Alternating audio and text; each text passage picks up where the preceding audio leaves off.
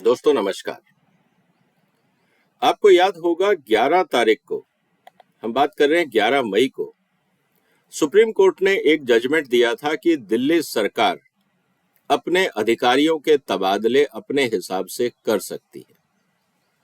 उसको लेके बहुत कंट्रोवर्सी हुई। करीब 7 साल तक वो केस सुप्रीम कोर्ट में चला और दिल्ली सरकार का ये कहना था कि जिस तरह से केंद्र सरकार अधिकारियों को नॉमिनेट करती है उसमें हमें स्वतंत्रता नहीं है, हमें अधिकार नहीं है कि हम जिस अधिकारी को जब चाहें हटाएं और बदलें। सुप्रीम कोर्ट ने इस बात का संज्ञान लेते हुए ये कहा था कि दिल्ली सरकार या चुनी हुई सरकार को ये अधिकार होने चाहिए कि वो अपनी मनमर्जी के हिसाब से अधिकारियों को रखें या तबादला करें। इस बात को लेके काफी कंट्रोवर्सी हुई थी, क्योंकि जो दिल्ली का स्टेटस है, दिल्ली एक संपूर्ण राज्य नहीं है और जिस तरह से भारत के संविधान में जो प्रावधान किए गए हैं, दिल्ली अपने आप में पूर्ण रूप से एक केंद्र शासित प्रदेश, जिसको यूनियन टेरिटरी बोलते हैं, वो भी नहीं। दिल्ली की एक यूनिक पोजीशन है, क्योंकि दिल्ली राष्ट्रीय राजधानी भी है और जो लोकल मुद्दे हैं उसमें जनता की आकांक्षाओं और अपेक्षाओं को ध्यान में रखते हुए जनता को अपनी सरकार चुनने का भी अधिकार दिया गया है। ये अमेंडमेंट 1991 में 239AA आर्टिकल के माध्यम से संविधान में संशोधन लाके किया गया था और उसमें 3 मुद्दों को लेके प्रावधान ये किए गए थे कि जो राज्य सरकार होगी उसकी पावर फुल स्टेट पावर नहीं होगी, वो कर्टेल्ड पावर होगी लेजिस्लेटिव असेंबली की। क्योंकि दिल्ली राष्ट्रीय राजधानी भी है, इसलिए केंद्र सरकार का पूरा दखल होगा दिल्ली के एडमिनिस्ट्रेशन में और उसके साथ साथ राज्य सरकार को भी अधिकार दिए गए थे कि वो बहुत सारे मुद्दों पे जहां पे राज्य सरकारें डिसीजन ले सकती हैं, राज्य सरकार, दिल्ली की सरकार डिसीजन ले सकती है। जो मुद्दे लिस्ट से बाहर रखे गए थे वो थे लॉ एंड ऑर्डर, पुलिस और लैंड। उसमें एक चौथा मुद्दा था सर्विसेज को लेके कि अधिकारियों की नियुक्ति कौन करेगा। केंद्र सरकार का यह कहना था कि अधिकारियों की नियुक्ति केंद्र सरकार के अधीन होगी, क्योंकि दिल्ली, जैसे हमने पहले भी चर्चा करी, कि राष्ट्रीय राजधानी है, तो दिल्ली का मैनेजमेंट भारत सरकार और पार्लियामेंट के तहत होगा और जो भी आदेश आएंगे वो राष्ट्रपति की तरफ से आएंगे। लेकिन जब सुप्रीम कोर्ट ने 11 मई को जो जजमेंट दिया, उससे भ्रामक स्थिति पैदा हो गई कि राज्य सरकार सुप्रीम रहेगी दिल्ली में अधिकारियों के तबादले के लिए या केंद्र सरकार। इस कंफ्यूजन को हटाने के लिए अब एक भारत सरकार फ्राइडे को ऑर्डिनेंस लेके आई है। मतलब 19 मई को एक ऑर्डिनेंस जारी किया गया है राष्ट्रपति महोदया द्वारा। आज हम उसी ऑर्डिनेंस की चर्चा करेंगे, क्योंकि हम सबको ये जानना जरूरी है कि इस ऑर्डिनेंस में क्या है, क्योंकि आने वाले दिनों में आप देखेंगे कि बहुत सारे पॉलिटिकल कंट्रोवर्सीज, कोर्ट केसेस इसके आधार पे दिल्ली की राज्य सरकार, मतलब केजरीवाल की सरकार, सुप्रीम कोर्ट में जाने का मन बना चुकी है। इसका मतलब ये है कि हम अभी एक और लंबी लड़ाई इस मुद्दे पे देखेंगे। ये बात जब हमारे सामने आती है तो हमें इस बात को जानने का हक है एज ए नागरिक कि आफ्टर ऑल केंद्र सरकार ने ऐसा क्या किया है जिससे दिल्ली की सरकार को ऐतराज है या केंद्र सरकार सही है। अगर दोनों की स्थितियां क्लियर हो गई हैं इस ऑर्डिनेंस से, तो अब सुप्रीम कोर्ट क्या करेगा। दोस्तों, सबसे पहले हम ये जानते हैं कि ऑर्डिनेंस की जरूरत कब और कहां पड़ती है।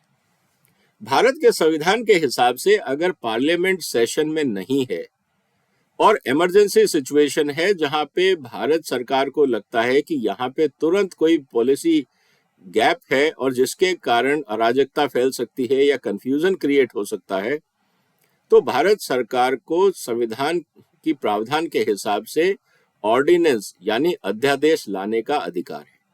अध्यादेश जारी करने का अधिकार मात्र राष्ट्रपति महोदय को है। जब भी अध्यादेश जारी होता है उसको 6 महीने के भीतर कानून में बदलना होता है, या जैसे ही पार्लियामेंट सेशन बैठता है, पार्लियामेंट सेशन के 6 हफ्ते के अंदर उसको पास करवाना होता है एज ए कानून। तो ये अध्यादेश देश में कानून का रूप ले लेता है। अब जो भी उस अध्यादेश में संशोधन करने होते हैं वो पार्लियामेंट का प्रोरोगेटिव है। और उसके बाद वो देश में कानून बन जाता है। अब हम इस अध्यादेश की चर्चा थोड़ी सी विस्तार में करेंगे ताकि हमें पता लगे कि अध्यादेश में कहा क्या गया है। दोस्तों, जैसा सुप्रीम कोर्ट ने ये कहा था कि जो सर्विसेज हैं वो राज्य सरकार के अधीन होंगे, और तुरंत उसके बाद केजरीवाल और उनके मंत्रियों ने आनन फानन में उन सब अधिकारियों के ट्रांसफर करने शुरू कर दिए जो उनके खिलाफ करप्शन के इन्वेस्टिगेशंस कर रहे थे या उसमें इन्वॉल्व थे।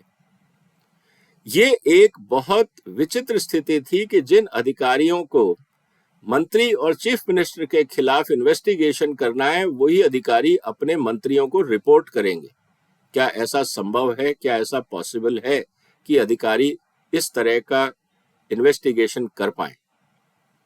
ये तभी संभव है कि जब अधिकारियों को इंसुलेशन हो कि भाई किसी तरह का पॉलिटिकल इंटरफेरेंस नहीं होगा। और हमें इस समय पता है कि दिल्ली सरकार के ऊपर बहुत सारे इन्वेस्टिगेशन चल रहे हैं फाइनेंशियल इरेगुलरिटीज को लेके और जो कानून है उनका उल्लंघन को लेके।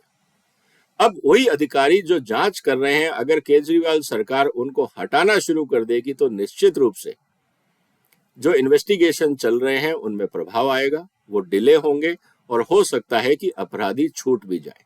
क्योंकि जो नया ऑफिसर आएगा वो कौन सी फाइल दिखाएगा, कौन सी नहीं दिखाएगा, और वो बड़ी आसानी से ये कह सकता है कि ये तो कागज है ही नहीं ऑफिस के अंदर। अब सवाल ये है कि वो कागज गायब कैसे हो गए और कौन जिम्मेवार होगा। तो ये बड़ी विचित्र स्थिति पैदा हो जाएगी। इसीलिए जैसे ही सुप्रीम कोर्ट का ऑर्डर आया, केजरीवाल सरकार ने आनन फानन में अधिकारियों के ट्रांसफर शुरू कर दिए। सबसे पहले सर्विसेज सेक्रेटरी का, फिर विजिलेंस सेक्रेटरी का, और उसके बाद उन्होंने कहा कि हमें चीफ सेक्रेटरी भी पसंद नहीं है, इसको भी बदल दिया जाए। इससे साफ जाहिर है कि जो सुप्रीम कोर्ट का ऑर्डर आया उसका मिसयूज, ओब्लिक यूज, जैसा आप चाहें इंटरप्रेट कर सकते हैं, केजरीवाल सरकार ने आनन फानन में 2 घंटे में वो डिसीजन लेने शुरू कर दिए। दोस्तों, सुप्रीम कोर्ट का एक जजमेंट और है, TSR Subramaniam versus union of India का, जिसमें टेन्योर ऑफ ऑफिसर्स को लेके सिविल सर्विसेज बोर्ड बनाने का प्रावधान है हर राज्य में। इसका मतलब यह है कि कोई भी मंत्री मनमर्जी से किसी भी अधिकारी की पोस्टिंग ट्रांसफर नहीं कर सकता है। अगर मंत्रियों को लगता है कि अधिकारी की ट्रांसफर होनी है तो उसको सिविल सर्विसेज बोर्ड में ले जाना होगा, और वहां से जब रिकमेंडेशन आएंगी तब आप उन अधिकारियों को शिफ्ट कर सकते हैं। और उस स्थिति में भी मंत्रियों को लिखित में देना होगा कि क्यों इस अधिकारी को हटाना है, क्या कारण है, क्या उसको प्रमोशन मिली है या उसके पास कोई एडिशनल काम देना है या वो कोई करप्शन में इन्वॉल्व है या किसी तरह की इरेगुलरिटी। ये लिखित में देना जरूरी। हालांकि जब मुख्यमंत्री ने ये बात कही कि हमें अधिकारियों को बदलना है तो उसके बाद हंगामा शुरू हुआ अधिकारियों को लेके कि अल्टीमेटली कौन सुपरवाइज करेगा अधिकारियों के ट्रांसफर पोस्टिंग को, क्योंकि LG ने उन अधिकारियों के ट्रांसफर पोस्टिंग करने से मना कर दिया था। अब ये स्थिति थी। उसके बाद भारत सरकार का एक ऑर्डिनेंस आया। आज हम उस ऑर्डिनेंस की थोड़ी विस्तार से चर्चा करेंगे ताकि हमें किसी तरह का कंफ्यूजन ना रहे। ऑर्डिनेंस जो आया है राष्ट्रपति महोदय की तरफ से, उन्होंने साफ कहा है कि जो दिल्ली है, Delhi being the capital of India has been administered by the president of India directly. ये साफ उसमें कहा गया है कि दिल्ली की जो मैनेजमेंट है वो राष्ट्रपति के अधीन है, क्योंकि दिल्ली भारत की राजधानी है।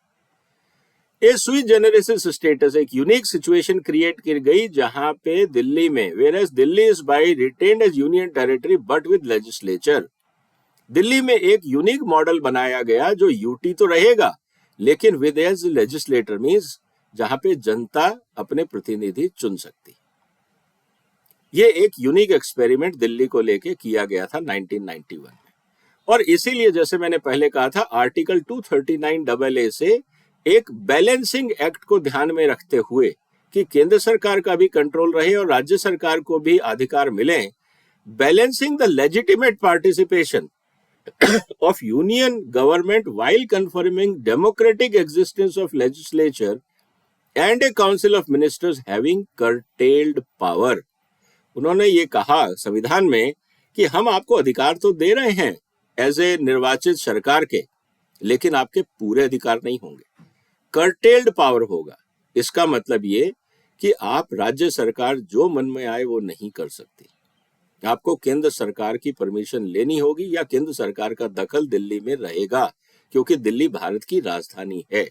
ये बहुत क्लियरली उस अमेंडमेंट में लिखा गया था। और जिन बातों को कर्टेल किया गया था उसकी चर्चा मैंने आपसे करी कि जैसे law and order, police, land and services. लेकिन सर्विसेज को लेके कंफ्यूजन ये हुआ कि सर्विसेज कौन करेगा, अधिकारी किसके अधीन होंगे। इस बात को लेके सुप्रीम कोर्ट का जजमेंट ये था राज्य सरकार के अधीन होंगे।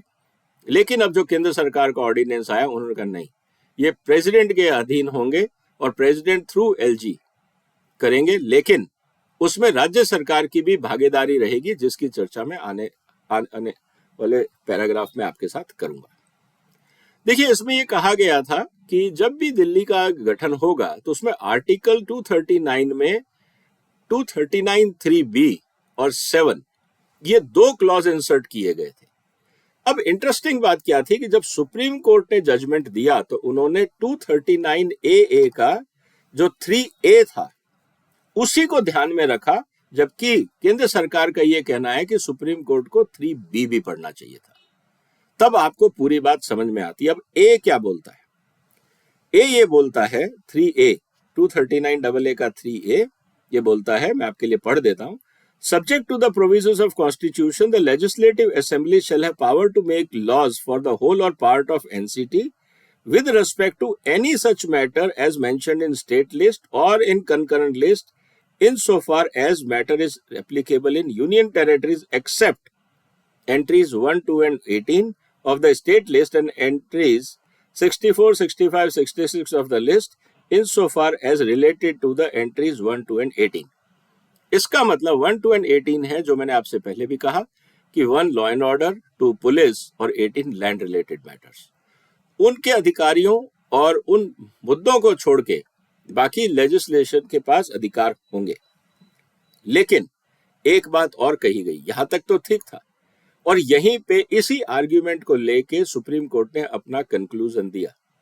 क्योंकि देखिए, सुप्रीम कोर्ट जनरली उन्हीं मुद्दों पे जाते हैं जहां पे वकील बहस करते हैं। अब बी क्या कहता है, जिसको केंद्र सरकार ने हाईलाइट किया, हम उसकी चर्चा करते हैं। बी ये बोलता है, nothing in sub clause A, जो मैंने अभी आपके लिए पढ़ा, shall derogate from the powers of parliament under the constitution to make laws with respect to any matter for a union territory or any part thereof। इसका मतलब है कि अगर हमने आपको ऊपर का प्रावधान दिया है, इसका मतलब ये नहीं है कि पार्लियामेंट का अधिकार छिन गया है, उस पर पार्लियामेंट नहीं कर सकती काम। ऐसा नहीं है। हमने आपको अधिकार दिए हैं, लेकिन अगर पार्लियामेंट को कहीं लगता है कि इंटरवेंशन की जरूरत है, क्योंकि दिल्ली नेशनल कैपिटल है, तो पार्लियामेंट का वो अधिकार है। अब सवाल ये है कि सर्विसेज के मुद्दे पे जो केंद्र सरकार है, क्या वो इंटरवेन कर सकती है? अगर हम 3B को भी ध्यान से पढ़ते हैं तो ये बात सामने आती है कि हाँ, अगर हम इस आर्ग्यूमेंट को स्ट्रेच करें तो केंद्र सरकार का भी दखल हो सकता है। इसी में ही जो 239AA सब सेक्शन 7 या सब क्लॉज इसको हम बोल सकते हैं, पार्लियामेंट में by law make provision for giving effect to और supplementing the provisions containing in the foregoing clauses for all matters incidental और कॉन्सिक्वेंशियल टू। इसका मतलब है कि पार्लियामेंट का अधिकार होगा दिल्ली के मैनेजमेंट में। इस बात को हमें समझना होगा। इस आधार पे अब ये ऑर्डिनेंस आया है कि दिल्ली सरकार ने, अगर सर्विसेज के मैटर पे कंफ्यूजन था तो दिल्ली सरकार ने कहा ठीक है, हम कंफ्यूजन दूर कर देते हैं और ये लीजिए ऑर्डिनेंस। अब ऑर्डिनेंस क्या बोलता है? अभी तक जो आपको भूमिका थी, ये समझना जरूरी था कि क्या भारत सरकार हस्तक्षेप कर सकती है या नहीं। अब सवाल आता है जो इंपॉर्टेंट है, और पिछले दिनों जो कुछ घटनाएं हुई हैं उनको ध्यान में रख के हम इसकी चर्चा करेंगे।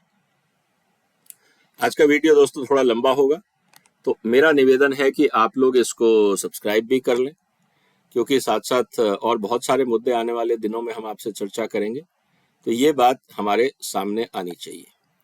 अच्छा, अब आते हैं वापस काम की बात में। इस ऑर्डिनेंस में यह कहा गया है कि जो दिल्ली है, as whereas several important national and international institutions and authorities like President, Parliament, Supreme Court, etc., and various constitutional functionaries, foreign diplomats, international agencies are located in Delhi. It is also a place to which high dignitaries from other nations pay official visit frequently. And it is in national interest that highest possible standards should be maintained in the administration and governance of national capital. बिल्कुल सही है। अब आप समझिए कि अगर केजरीवाल साहब किसान आंदोलन के समय उनकी भूमिका देखिए, अगर राज्य सरकार दिल्ली के आसपास, वो तो ठीक है कोविड टाइम था, इमेजिन करिए कि विदेशी मेहमान देश में हैं और केजरीवाल साहब की सरकार दंगा प्रदर्शन में साथ दे रही है अराजक तत्वों का, उस स्थिति में क्या होगा? क्या केंद्र सरकार और पुलिस डिग्निटरीज को संभालेगी या अराजक तत्वों को संभालेगी?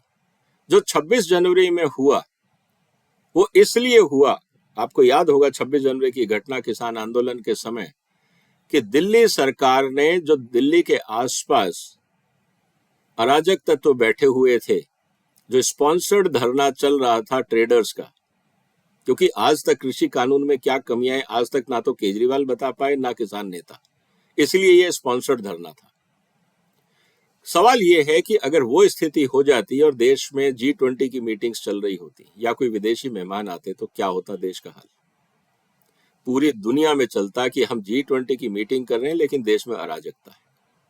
और यही कारण है कि जब भी दिल्ली में कोई छोटी घटना भी होती है तो वो नेशनल की जगह इंटरनेशनल न्यूज बन जाती है, और चाहे वो सही हो या गलत विदेशी मेहमानों को नहीं पता होता, इसीलिए देश की रेपुटेशन, इमेज, क्रेडिबिलिटी, प्रेस्टीज सब कुछ ग्लोबल फोरम पे स्टेक पे हो जाता है।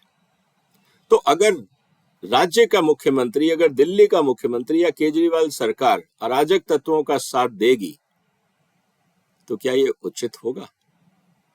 क्योंकि अधिकारी तो अब इनके अधीन आ जाएंगे और ये अधिकारियों को कहेंगे कि आपको कोई कोऑपरेट नहीं करना है नेशनल गवर्नमेंट से, आपको तो हम जो कह रहे हैं वो करें।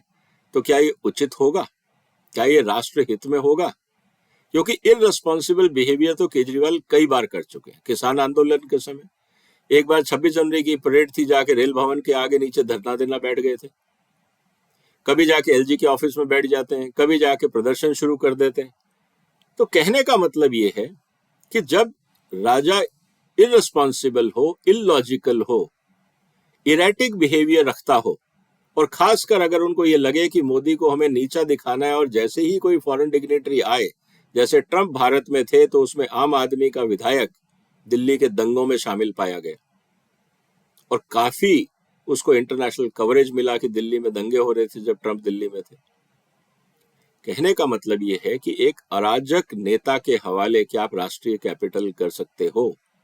क्योंकि ये थ्योरी नहीं रही है, ऐसे एक्सपीरियंस हम सबके सामने है, तो ये हमें देखना होगा। अब आते हैं अगले मुद्दे पे।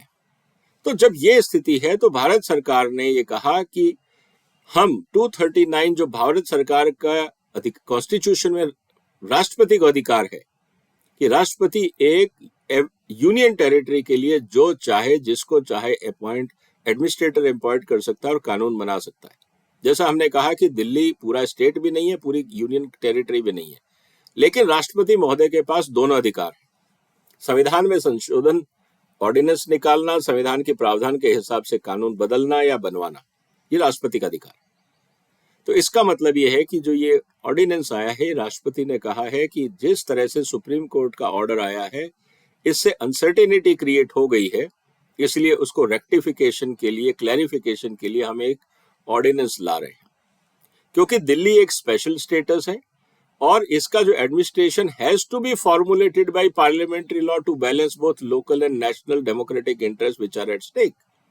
सिर्फ दिल्ली सरकार के भरोसे हम दिल्ली को नहीं छोड़ सकते, ये राष्ट्रपति महोदय के ऑर्डिनेंस में साफ साफ लिखा हुआ है। इसका मतलब दिल्ली की जो जिम्मेवारी है वो राष्ट्रीय सरकार और राज्य सरकार दोनों की collective responsibility.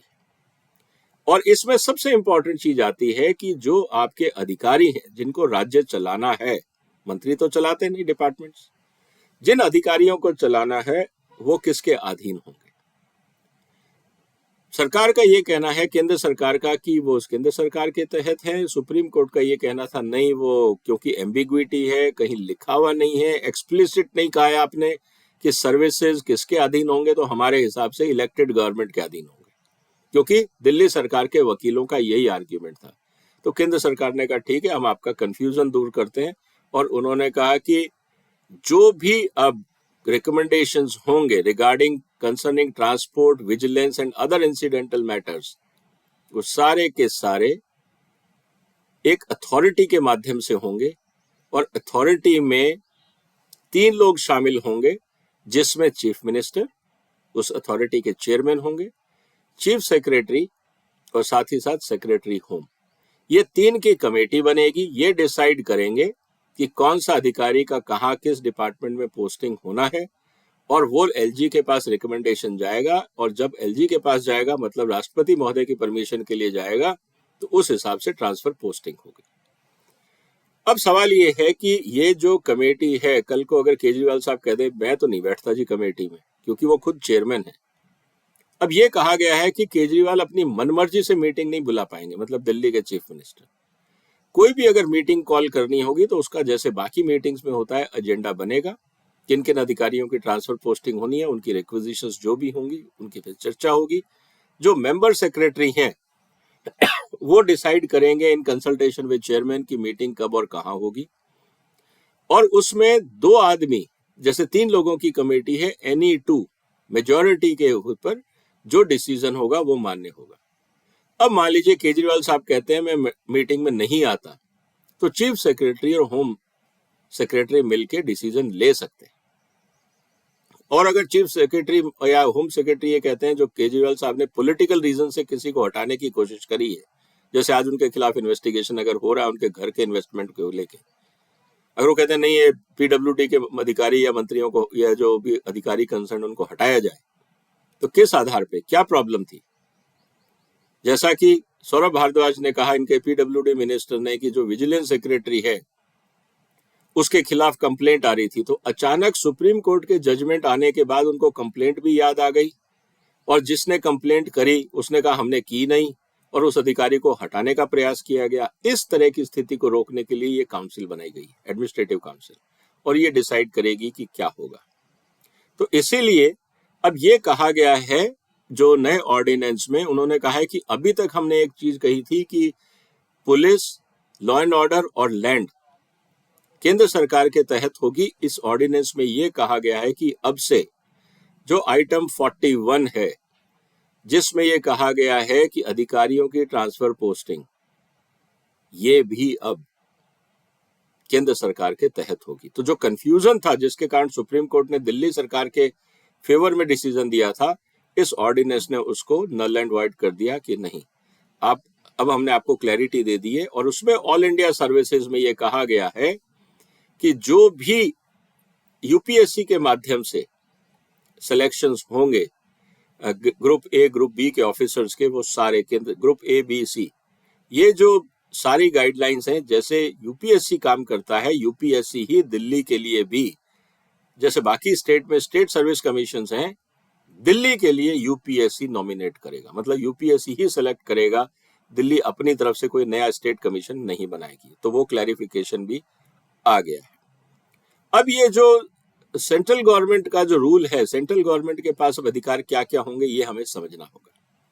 Tenure of office, salaries, allowance, PF, pension, gratuity, leave of absence, other conditions of services of officers, duties, powers, functions of officers, qualification of candidate for appointment of post, transfer and posting of officers, procedures to be followed for imposing penalty, suspension, depending on the department issues, department inquiries, incidental and necessary for the purpose of regulating appointment and conditions, किसी भी रूप में posting और transfer की जिम्मेवारी अब केंद्र सरकार की होगी। और एनी अदर मैटर जो केंद्र सरकार को लगता है कि रूल बदलने हैं, तो वो भी जिम्मेवारी अब केंद्र सरकार की होगी। तो ये बात बहुत क्लियर है। अब सवाल ये है, तो फिर इलेक्टेड रिप्रेजेंटेटिव का क्या रोल है? तो उन्होंने ये कहा है इस ऑर्डिनेंस में कि हम एक जो constitution of authority, board, commission जो भी होंगे दिल्ली के अंदर, वो अब केंद्र सरकार करेगी। क्योंकि कंफ्यूजन क्रिएट हो गया था कि कौन अधिकारी है नहीं है, और वो केंद्र सरकार करेगी। Authority will be known as national capital civil services authority. इसके जो चेयरमैन है वो चीफ मिनिस्टर होंगे, जो दिल्ली के चीफ सेक्रेटरी है वो एक्स ऑफिशियो होंगे, और जो होम सेक्रेटरी है वो मेंबर सेक्रेटरी होंगे, और जो डिसीजन होगा वो मेजॉरिटी वोट से होगा। अथॉरिटी की जो भी रिकमेंडेशंस होंगी उसको मेंबर सेक्रेटरी को ऑथेंटिकेट करना होगा, मतलब उसके मिनट्स ऑफ मीटिंग बनेंगे, सर्कुलेट होंगे, और उस पे जब एलजी साइन करेंगे तो वो कानून बनेगा। अथॉरिटी दिल्ली में रहेगी, और जो भी अथॉरिटी के डिसीजन होंगे वो चेयरमैन की अप्रूवल से होंगे, और चेयरमैन मतलब चीफ मिनिस्टर, और चीफ मिनिस्टर उस कमेटी के चेयरमैन होंगे, मीटिंग प्रिसाइड करेंगे, और जो कोरम होगा वो 2 मेंबर का होगा। इसीलिए मैंने कहा कि अगर चीफ मिनिस्टर कोई मीटिंग बायकॉट कर देते हैं तो इसका मतलब ये नहीं है कि अथॉरिटी काम नहीं करेगी। इनडायरेक्टली मीटिंग में इस बात को एश्योर करना है चीफ मिनिस्टर को कि वो खुद रहें।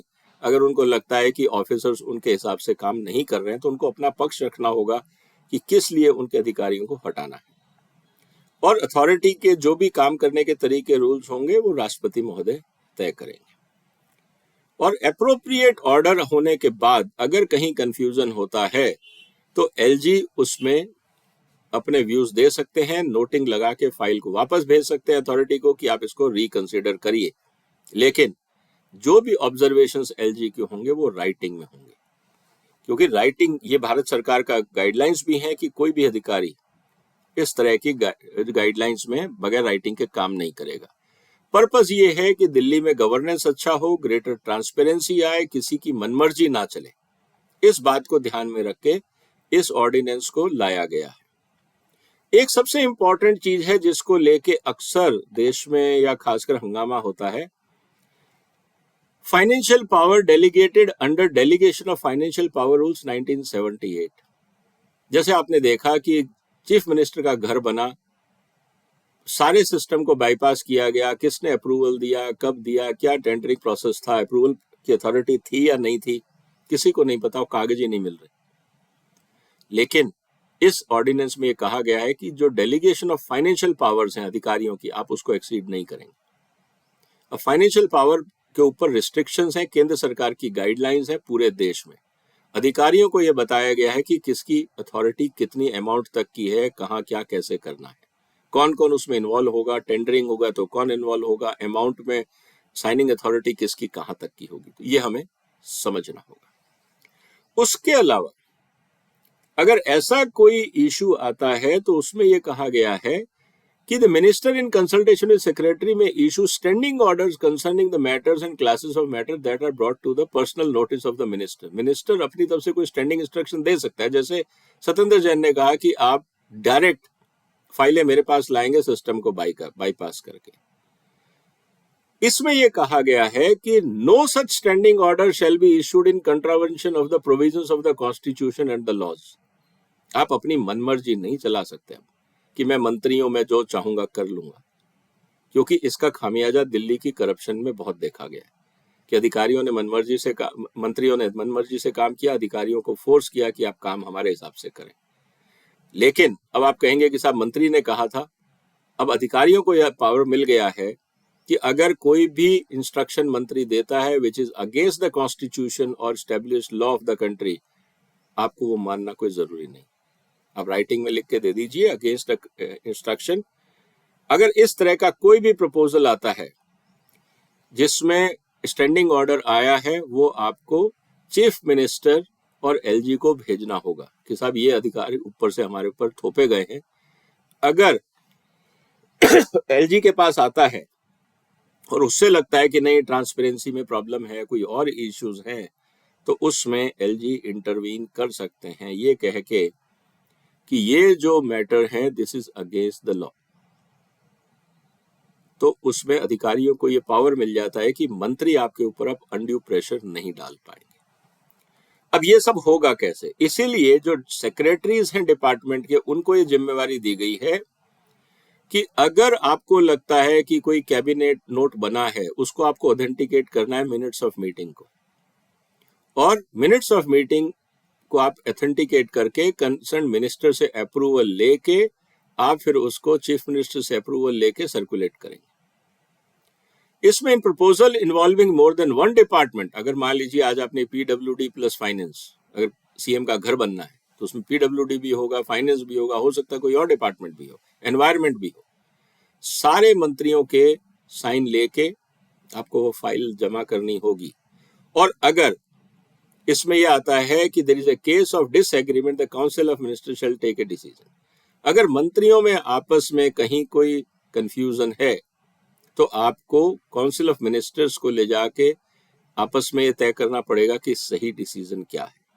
लेकिन साथ ही इस ऑर्डिनेंस में ये कहा गया है कि सेक्शन 44 जिसके लिए ये ट्रांजैक्शन ऑफ बिजनेस रूल्स बने थे, जिस सेक्शन 44 में एनसीटी एक्ट के तहत, वो फॉलो करना होगा। और ये सेक्रेटरी की ड्यूटी होगी कि जो भी कोई डिसीजन लिए जा रहे हैं अगर वो ट्रांजैक्शन ऑफ बिजनेस रूल्स के हिसाब से नहीं है तो आपको एलजी को इन्फॉर्म करना होगा कि ये जो काउंसिल ऑफ मिनिस्टर्स या मंत्री ने जो डिसीजन लिया है ये कानून सम्मत नहीं है। तो ये सारी बातें क्लैरिफाई कर दी गई हैं। और अगर किसी तरह का कोई प्रॉब्लम है एनफोर्समेंट में तो केंद्र सरकार के पास अधिकार है कि इन कानूनों को फिर से बदल सकता है। दोस्तों, ये था ऑर्डिनेंस। अब इसका थोड़ा सा एक जो इम्प्लीकेशन आएंगे उस पर हम चर्चा कर लेते हैं। मीनवाइल एक बार फिर गुजारिश है कि आप इस चैनल को सब्सक्राइब करें, इस डिस्कशन को शेयर करें ताकि हम सच्चाई जान सकें। दोस्तों, अब सवाल ये है कि जब ये सारे रूल बन गए तो केजरीवाल साहब के हाथ में क्या बचा? उनके हाथ में सिर्फ एक चीज बची कि फॉलो द रूल। अब आपकी मनमर्जी नहीं चलेगी। हिंदुस्तान में संविधान है, कानून है, हर तरह के लॉ एनफोर्समेंट एजेंसीज हैं और उनके अपने काम करने के तरीके हैं।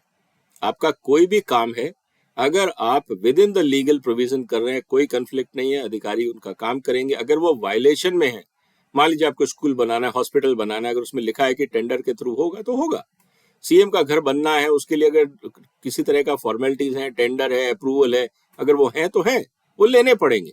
अब यहाँ मंत्री ये नहीं ले सकता कि आपको किसी से नहीं पूछना है, मैं जो कह रहा हूं वो करो। अब ये अधिकार आपके नहीं है। और जिम्मेवारी किसकी दी गई है? कंसर्न सेक्रेटरीज की। इसका मतलब ये है कि मंत्री चाहे जो मर्जी मनमानी करें, लेकिन कंसर्न डिपार्टमेंट के सेक्रेटरी की ये जिम्मेवारी है कि ये देखें कि उनके डिपार्टमेंट में सारे काम कानून के हिसाब से हो रहे हैं या नहीं। और अगर वहां पे लगता है कि नहीं, मंत्री के दबाव में कोई गैर कानूनी काम हो रहा है या आउट ऑफ लॉ जा रहा है या एम्बिग्विटी है, क्लैरिफिकेशन की जरूरत है, तो सेक्रेटरी को वो मैटर एलजी की तरफ एस्केलेट कर देना चाहिए with a copy to chief minister. तो इस ऑर्डिनेंस ने इन सब बातों को क्लैरिफाई कर दिया है। अब सवाल ये है कि अब सुप्रीम कोर्ट क्या करेगा? क्या सुप्रीम कोर्ट इस पूरे ऑर्डिनेंस को नल एंड वॉइड कर सकता है? क्योंकि ये जो ऑर्डिनेंस है ये राष्ट्रपति महोदय के सिग्नेचर से इशू हुआ है। क्या सुप्रीम कोर्ट राष्ट्रपति को, जो कि काउंसिल ऑफ मिनिस्टर्स की एडवाइस पे ऑर्डिनेंस इशू हुआ है, तो क्या इसको नल एंड वॉइड कर सकता है? क्या इतना आसान है? सुप्रीम कोर्ट सिर्फ एक ही चीज देख पाएगा कि क्या ये कानून सम्मत है या नहीं। और मुझे लगता है जिस तरह से केंद्र सरकार ने इसको पूरा एक्सप्लेन किया है, तो क्या सुप्रीम कोर्ट ये कहेगा कि नहीं नहीं, मंत्रियों को खुली छूट होनी चाहिए, जो मर्जी वो करें? क्या सुप्रीम कोर्ट ऐसा बोलेगा? ऐसा नहीं बोलेगा। इनफैक्ट जो 11 तारीख को जजमेंट आया था सुप्रीम कोर्ट का, जिसको केजरीवाल सरकार ने पूरा ढंग से नहीं पढ़ा, उसमें भी ये लिखा था कि ट्रांजैक्शन ऑफ बिजनेस रूल्स के हिसाब से ही सरकार काम करेगी। लेकिन वो नहीं हुआ। पूरे पत्रकार जगत ने और अखबारों ने सिर्फ ये लिखा कि केजरीवाल की जीत हो गई। ऐसा नहीं था। सुप्रीम कोर्ट ने कुछ भी नहीं बदला था, सिर्फ एक एम्बिग्विटी थी कि सर्विसेज किसके अंडर आएंगी। सुप्रीम कोर्ट ने कहा स्टेट में, क्योंकि वो इलेक्टेड लोग हैं। इस ऑर्डिनेंस ने कहा नहीं, दिल्ली की स्थिति अलग है, यहाँ पे राष्ट्रपति के हिसाब से नॉमिनेशन होगा और अगर किसी की पोस्टिंग ट्रांसफर करना है तो उसके लिए हमने एक अथॉरिटी बना दी है जिसके मुखिया सीएम होंगे। अब अगर सीएम ये बोलते हैं कि नहीं जी, अधिकारी मेरी नहीं सुनेंगे, तो फिर ये तो बड़ी विचित्र स्थिति है। इसका मतलब ये है कि सीएम को अधिकारियों के साथ तालमेल बनाना नहीं आता है, क्योंकि ये केजरीवाल के लिए कानून नहीं बना है। अब तो जो भी सीएम दिल्ली में बनेगा उसके लिए कानून है। तो सीएम को ये समझना होगा कि इस देश और राज्य कानून के हिसाब से चलेंगे, उनकी मनमर्जी के हिसाब से नहीं चलेंगे। तो उनके जो मन में पर्सनल डिजायर्स हैं उनको कंट्रोल करना होगा और कानून को समझना होगा। मुझे लगता है कि अब जो एम्बिग्विटी है जिसको लेके सुप्रीम कोर्ट ने कहा कि there is no clarity on services, मेरे को लगता है इस ऑर्डिनेंस से वो क्लैरिटी आ गई।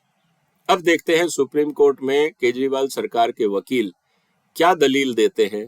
क्या वो ये कहेंगे कि ऑर्डिनेंस इलॉजिकल है, इलीगल है, कॉन्ट्रावेंशन है, या वो ये कहेंगे कि नहीं साहब ये तो देखिए हमारी पावर काटने का तरीका है, और अगर आप इररिस्पॉन्सिबल बिहेवियर करेंगे, जैसे ही सुप्रीम कोर्ट का जजमेंट आया आपने मनमर्जी से अधिकारियों के ट्रांसफर शुरू कर दिए, और उन अधिकारियों के जो आपके खिलाफ इन्वेस्टिगेशन कर रहे थे, मैंने अपने एक और वीडियो में कहा है कि सुप्रीम कोर्ट के ऑर्डर के बाद ईमानदार अधिकारियों को कौन बचाएगा। अब वो मेरा वीडियो देख सकते हैं, उसमें विस्तार से चर्चा की गई।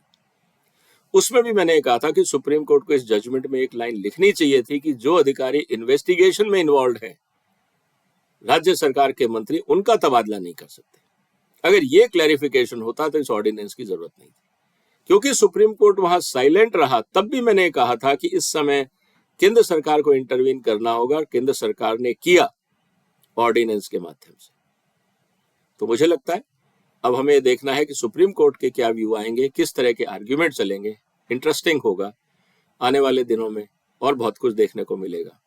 फिलहाल आज वीडियो थोड़ा सा लंबा हुआ क्योंकि काफी लंबा नोटिफिकेशन था, ऑर्डिनेंस था जिसको मैं समझना था, इसलिए थोड़ा विस्तार से मैंने इसको समझाया। उम्मीद है आपको पसंद आया होगा। फिलहाल आपने वक्त निकाला, आपका धन्यवाद। वंदे मातरम। जाते जाते आप चैनल सब्सक्राइब कर लीजिएगा। शुक्रिया।